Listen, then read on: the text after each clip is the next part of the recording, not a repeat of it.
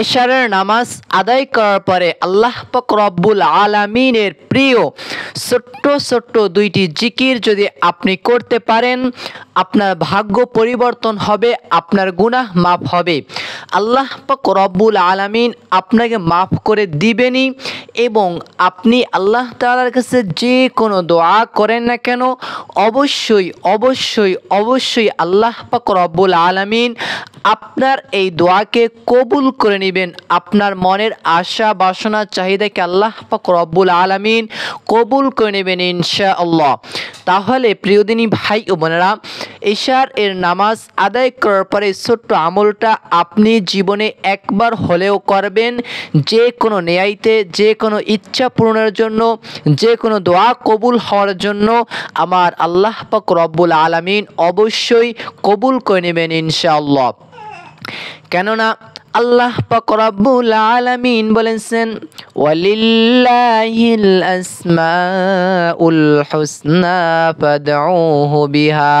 আল্লাহ পাক রব্বুল আলামিন কুরআনুল কারীমের ভিতরে আয়াতের ভিতরে ইরশাদ করেন, ও আমার বান্দা বান্দিরা, আমার কিছু ইসমে আজম পাওয়ারফুল শক্তিশালী নাম আছে।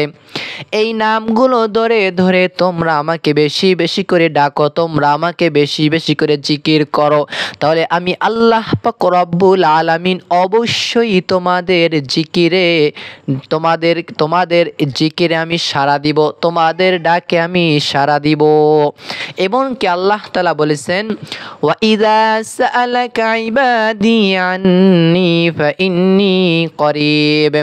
আল্লাহ তাআলা বলেছেন, হে রাসূল, হে আমার নবী জনাবে মুহাম্মদুর রাসূলুল্লাহ সাল্লাল্লাহু আলাইহি ওয়াসাল্লাম, যখন আপনার সাহাবীরা জিজ্ঞাসা করবে, আপনার উম্মতরা যখন জিজ্ঞাসা করবে আল্লাহ তাআলা কোথায় থাকেন, তখন আপনি বলে দেন, ফাইন্নী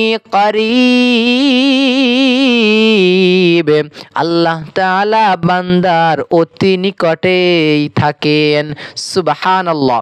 তাহলে প্রিয়দিনী ভাই ও বোনেরা, এশারের নামাজ আদায় করার পরে এই নিয়মে ছোট্ট আমলটা অবশ্যই করবেন। যাদের সন্তান হয় না, অবশ্যই আমলটা করেন, আল্লাহ তাআলা আপনাকে উত্তম নেককার সলিহিন সন্তান দান করবে। যাদের চাকরি হয় না, আল্লাহ পাক রব্বুল আলামিন উত্তম ভালো চাকরির ব্যবস্থা করে দিবে। যাদের ব্যবসা বাণিজ্যে আয় উন্নতি হচ্ছে না, অন্যরা খুবই ভালো করতে পারতেছে কিন্তু আপনি কোনো উন্নতি করতে পারতেছেন না, আল্লাহ তাআলা আপনার ব্যবসায় আয় উন্নতি বৃদ্ধি করিয়ে দিবেন। আল্লাহ পাক রব্বুল আলামিন আপনার জীবনে সুখ শান্তি দান করবেন। আল্লাহ তাআলার কাছে যা কিছু চাইবেন আল্লাহ তাআলা অবশ্যই আপনাকে দিবেন ইনশাআল্লাহ। এমনকি এই দোয়াগুলো পাঠ করে নিজের ভাগ্যকে নিজের মতো করে সাজিয়ে নিতে পারবেন ইনশাআল্লাহ। তাহলে প্রিয়দিনী ভাই ও বোনেরা, ছোট্ট আমলটা আপনি জীবনে একবার হলেও করবেন। নবীজি সাল্লাল্লাহু আলাইহি ওয়াসাল্লাম বলেছেন, আত-তাকদীরু লা ইয়ারুদ্দু ইল্লা বিদ-দুআ। ভাগ্য কখনো পরিবর্তন করা যায় না, তবে কোনো বান্দা যদি তিনি আল্লাহ তাআলার কাছে দোয়া করেন, চান, তবে তার ভাগ্য পরিবর্তন হয়ে যায়। সুবহানাল্লাহ। তাহলে আল্লাহ তাআলার কাছে আমাদেরকে বেশি বেশি করে চাইতে হবে, দোয়া করতে হবে। তাহলে চলুন এশার এর নামাজ আপনি আদায় করবেন। এর পূর্বে উত্তম রূপে ওযু করবেন, ওযুর শুরুতে পাঠ করবেন, বিসমিল্লাহির রহমানির রহিম। পাঠ করিয়া ওযু করবেন, সুন্দরভাবে করে ওযু করবেন। ওযুর শেষে যদি একটা দোয়া পাঠ করেন, নবীজি বলেছেন আপনার জন্য জান্নাতের 8টা দরজা খোলা থাকবে। মরার সঙ্গে সঙ্গে যে কোনো দরজা দিয়ে আপনি চাইলে জান্নাতের ভিতরে প্রবেশ করতে পারবেন। সুবহানাল্লাহ। তাহলে সেই দোয়াটা পাঠ করবেন। ওযু করার শেষে আকাশের দিকে তাকিয়ে হাতটা এইভাবে করে রেখে পাঠ করবেন, আশহাদু আল্লা ইলাহা ইল্লাল্লাহু ওয়াহদাহু লা শারীকা লাহ ওয়া আশহাদু আন্না মুহাম্মাদান আবদুহু ওয়া রাসূলুহু। পাঠ করবেন কালিমায়ে শাহাদাত।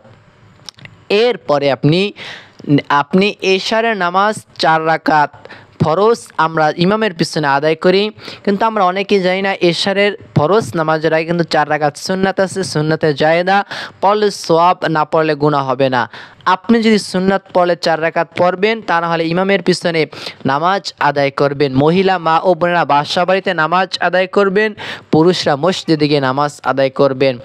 এরপরে 2 রাকাত সুন্নাত নামাজ আদায় করবেন। এরপরে আপনি বেতেরের নামাজটা 3 রাকাত বেতের নামাজটা আদায় করবেন।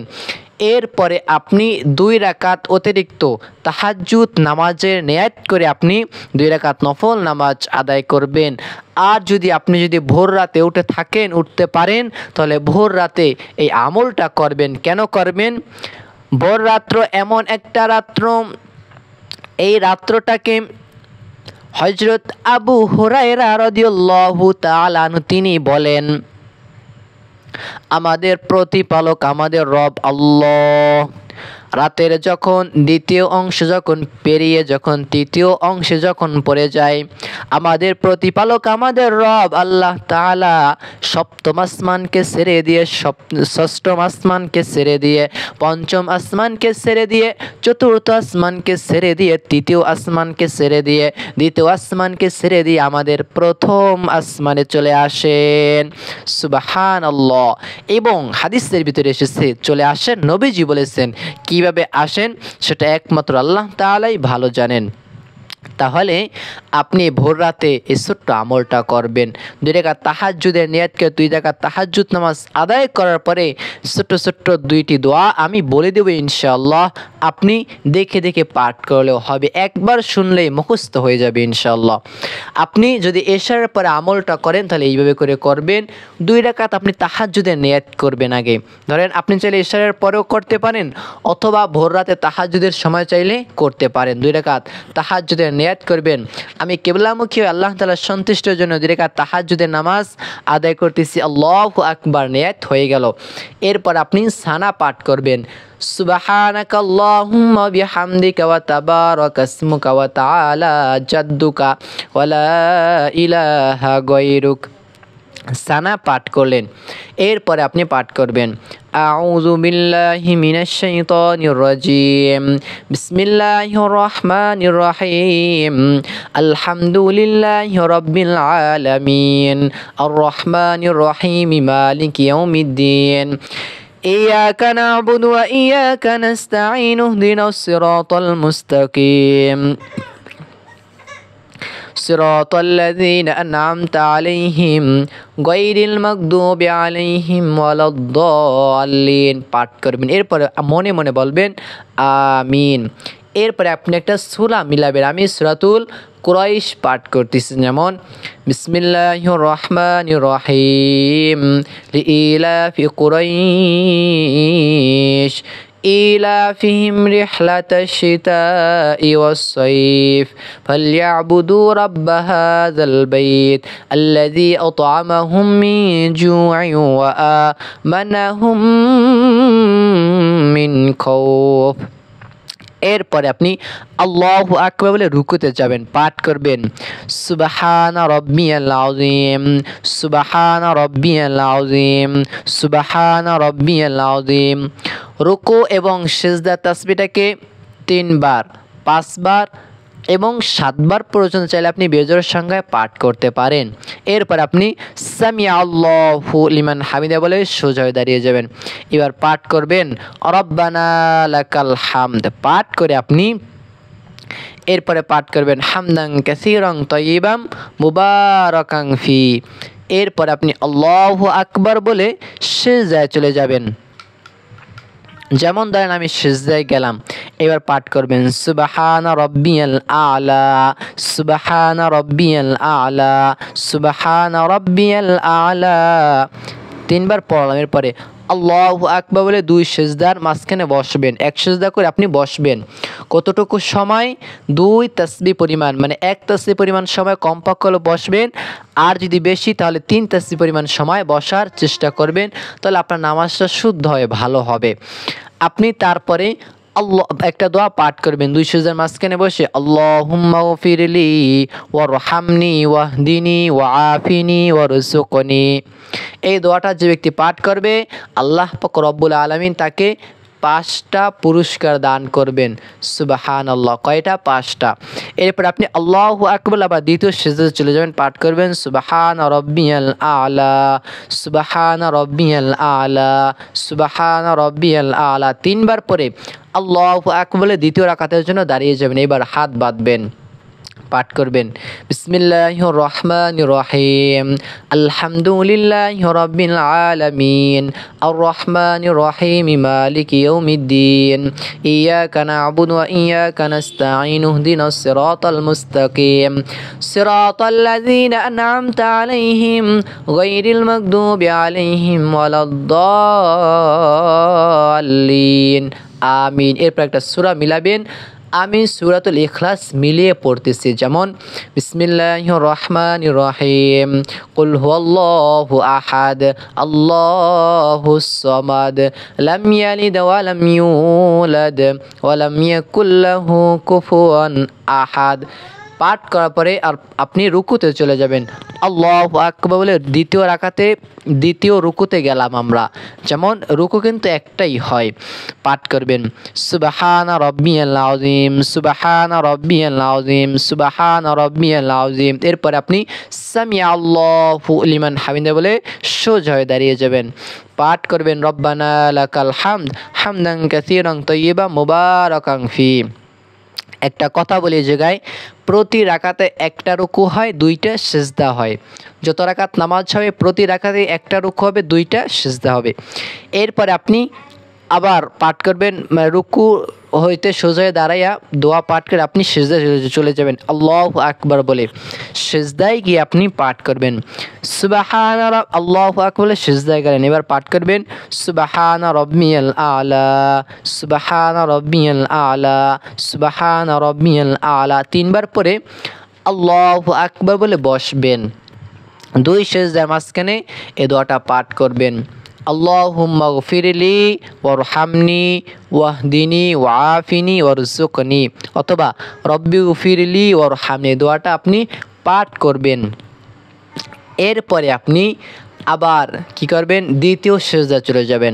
এবার আবার সিজদা তাসবিহ পাঠ করবেন সুবহানা রাব্বিয়াল আ'লা, সুবহানা রাব্বিয়াল আ'লা 3 বার পরে আল্লাহু আকবার বলে বৈঠকে বসবেন। বসার পরে এবার পাঠ করবেন التحيات لله والصلوات والطيبات، السلام عليك أيها النبي ورحمة الله وبركاته، السلام علينا وعلى عباد الله الصالحين، أشهد أن لا إله إلا الله وأشهد أن محمدا عبده ورسوله।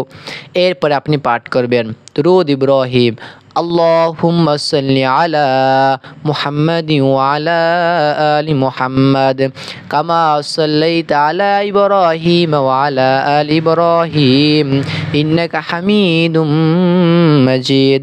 আল্লাহুম্মা বারিক আলা মুহাম্মাদিন ওয়া আলা আলি মুহাম্মাদ কামা বারাকতা আলা ইব্রাহিম ওয়া আলা আলি ইব্রাহিম ইন্নাকা হামিদুম মাজিদ। এরপরে দোয়ায়ে মাসুরা পাঠ করবেন, আল্লাহুম্মা ইন্নী যালামতু নাফসি যুলমান কাসীরান ওয়া লা ইয়াগফিরুয যুনুবা ইল্লা আনতা ফাগফিরলি মাগফিরাতাম মিন ইনদিকা ওয়ারহামনি ইন্নাকা আনতাল গফুরুর রহিম। এরপর আপনি আসসালামু আলাইকুম ওয়া রাহমাতুল্লাহ বলিয়ে ডান দিকে সালাম ফিরাবেন, আসসালামু আলাইকুম ওয়া রাহমাতুল্লাহ।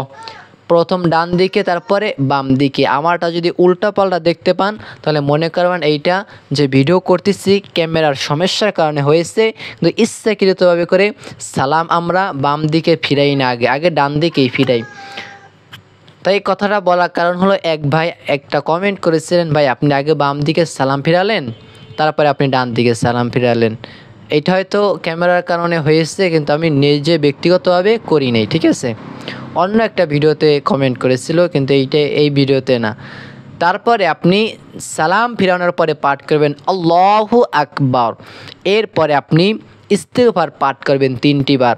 আস্তাগফিরুল্লাহ, আস্তাগফিরুল্লাহ, আস্তাগফিরুল্লাহ, আস্তাগফিরুল্লাহ 3 বার পাঠ করার পরে এরপরে আপনি দুরূদ শরীফ পাঠ করবেন। সাল্লাল্লাহু আলাইহি ওয়াসাল্লাম, সাল্লাল্লাহু আলাইহি ওয়াসাল্লাম, সাল্লাল্লাহু আলাইহি ওয়াসাল্লাম, সাল্লাল্লাহু আলাইহি ওয়াসাল্লাম 3 বার ইস্তেগফার, 3 বার দুরূদ শরীফ পাঠ করবেন। এরপরে আপনি পাঠ করবেন সেই ছোট্ট ছোট্ট 2টি জিকির, এর আমল করবেন। কিভাবে করবেন আমি এক্ষুনি বলে দিচ্ছি। আপনি যদি এশারের পরে 2 রাকাত তাহাজ্জুদ নামাজ আদায় করার পরে একই নিয়মে এই 2টা তাসবিহ পাঠ, 2টা জিকির করবেন। আর যদি ভোর রাতে তাহাজ্জুদ নামাজ আদায় করার পরেও এই নিয়মেই, একই নিয়মে আপনি 2টা জিকির করবেন।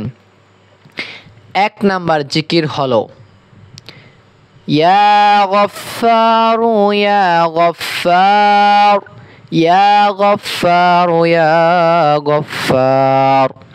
ইয়া গফফার এর অর্থটা খুবই চমৎকার, শুনলে অবাক হয়ে যাবেন। ইয়া গফফার,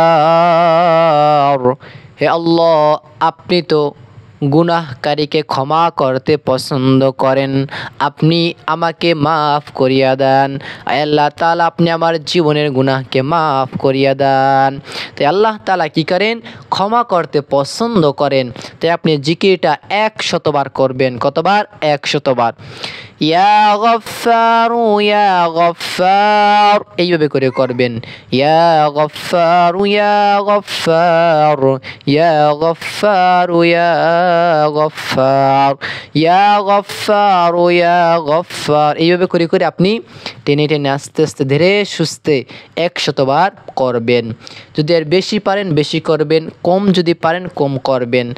আপনার যতবার মনে চায় করার চেষ্টা করবেন, একটু বেশি বেশি করে করার চেষ্টা করবেন। এরপরে 2য় নাম্বারে যে জিকিরের কথা বলবো, এই জিকিরটা করবেন। এই জিকিরটার কারণে কাল কিয়ামতের দিন জাহান্নামীরা যখন আল্লাহ তাআলাকে ডাকবেন, হে আল্লাহ আল্লাহ এইভাবে করে যখন ডাকবে যে আল্লাহ আমাদেরকে একটু খাবার দেন, আল্লাহ আমাদেরকে একটু পানি দেন, তখন আল্লাহ তাআলা এই রহমান নামের ওসিলায় আল্লাহ তাআলা কাল কিয়ামতের দিন জাহান্নামের ভিতরে তাদেরকে সাড়া দিবেন। সুবহানাল্লাহ। এমনকি এই নামের ওসিলায় আল্লাহ তাআলা আপনাদেরকে আমাদেরকে সকলকে কি করতেছেন? পালতেছেন। এত গুনাহ করতেছি, এত খারাপ কাজ করতেছি, তারপর আল্লাহ তাআলা সঙ্গে সঙ্গে ধ্বংস করতেছেন না, শুধু এই নামের ওসিলায়। আল্লাহু আকবার। এই দোয়াটা পাঠ করবেন। 2য় নাম্বারে 100 বার পাঠ করবেন। দোয়াটা হলো ইয়া রহমান ইয়া রহমান, ইয়া রহমান ইয়া রহমান, ইয়া রহমান ইয়া রহমান, ইয়া রহমান ইয়া রহমান, ইয়া রহমান ইয়া রহমান, এইভাবে করে করে আপনি জিকিরটাকে করবেন। এরপরে আবার পাঠ করবেন আস্তাগফিরুল্লাহ রাব্বি মিন কুল্লি যামবি ওয়া আতুবু ইলাইহি লা হাওলা ওয়ালা কুওয়াতা ইল্লা বিল্লাহিল আলিয়্যিল আযীম। এরপর আবার 3 বার ইস্তিগফার পাঠ করবেন। সাল্লাল্লাহু আলাইহি ওয়াসাল্লাম, সাল্লাল্লাহু আলাইহি ওয়াসাল্লাম, সাল্লাল্লাহু আলাইহি ওয়াসাল্লাম 3 বার পাঠ করার পরে এরপরে আপনি আল্লাহ পাক রব্বুল আলামিনের সামনে মাথা নত করে, যেহেতু আল্লাহ তাআলা কি বলেছেন? করিব, তিনি বান্দার অতি নিকটেই থাকেন। সুবহানাল্লাহ। এবং আল্লাহ তাআলা তো শেষ মানে রাতের 3য় অংশে আল্লাহ তাআলা তো একদম শেষ প্রথম আসমানে চলে আসেন, বান্দাদেরকে ডাকতে থাকেন। আপনি এইভাবে করে আল্লাহ তাআলার কাছে সর্বপ্রথম আল্লাহ তাআলার মুনাজাত ধরবেন, আল্লাহ তাআলার প্রশংসা করবেন। কার? আল্লাহ তাআলার প্রশংসা করবেন। হ্যাঁ, বিভিন্ন আল্লাহ আপনি আমাকে খাওয়ান, আল্লাহ আপনি আমাকে পড়ান, আপনি আমাকে বাঁচিয়ে রেখেছেন, আপনি আমাকে এইটা দিয়েছেন, যা দিয়েছেন আমি খুশি, এইভাবে করে আল্লাহ তাআলা প্রশংসা করবেন। 2য় নম্বরে নবীর জন্য দোয়া করবেন, নবীর পরিবারের জন্য দোয়া করবেন, সকল সাহাবীদের জন্য দোয়া করবেন।